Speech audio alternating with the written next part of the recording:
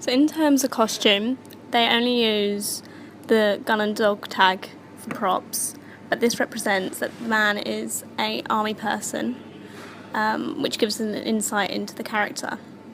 This is also represented through the green used as a t-shirt, which is good for the fact that, again, it associates to the army. He also uses a prop of food. When he's packing his bag, he takes food out of the cupboard and puts it in his bag. This is showing that he's not going to come back. It's kind of reinforcing that idea of being extinct and that he's all alone. Then you've got the poster. Now the poster is good because it helps us understand what is going on, because otherwise it may be quite confusing to understand what's going on, where he's going, what's happening.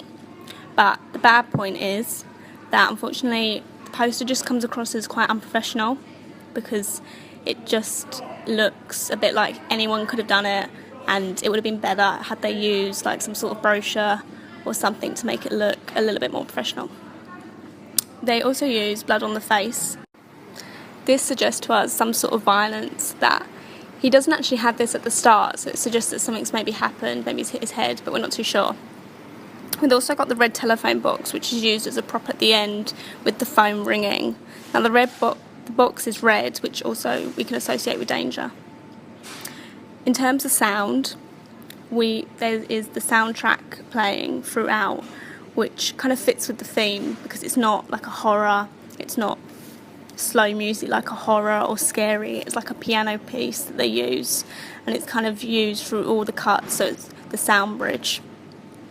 And it just fits nicely with the theme of it all, because it's kind of slow but speeds up a bit near the end.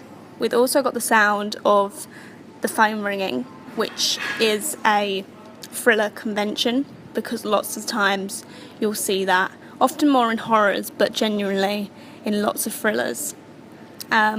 It also creates a kind of mystery, suspense, who's on the end of the phone, what's the phone call mean, so it's a good thing to use for the opening. They've also then got the helicopter sound in about the middle of the clip, which kind of gives the impression that maybe he's not alone, but he feels very alone, he's running after the helicopter wondering who's there.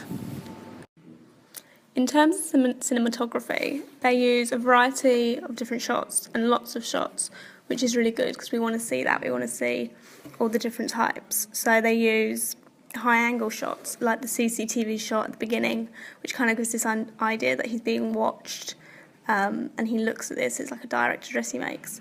He also uses like low-angle shots when we look at his feet.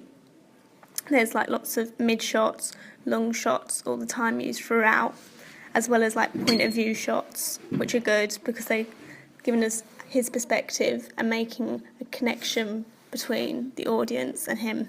He also used over the shoulder shots, and along with the point of view shots, we're using action matches alongside that. Also, another point to make is that the clip starts off with an extreme close-up of his eyes opening, which is something really good to use because it's quite a memorable shot, as well as giving us this impression that it's the start of the day and he's just woken up. But it's a really good shot to use to capture what's going on and to also catch the audience's attention. Looking at editing, the first thing that we can talk about is the slow motion used right at the end of the clip when the phone is hanging down. This is good because it's kind of giving the suspense, what's happened. The slow motion kind of really associates that to this whole mystery and suspense of it all. Then we've got the editing speeding up with the action of the character. So at first it's quite slow, but as the character's running and it's getting more tensions building, the editing is speeding up alongside it. Then we've got lots of different cuts used, which is really good because, again, like the cinematography with the lots of shots used, it's giving us a lot to constantly look at and it's not making it boring. Then they're using continuity editing, which helps it all flow together. Also, there's an highlight and matches used here and there to let us see from his point of view. So, in conclusion, it's a very good clip. It's a very good opening, which gives us a real insight into what's going to happen in the movie, because it combines a mystery of suspense with enough understanding of the plot to understand what's going to happen, but still leave us with questions. For this reason, we believe that it will be a high level 4 opening scene, as it combines a lot of different things together. It's using all 4 elements of cinematography.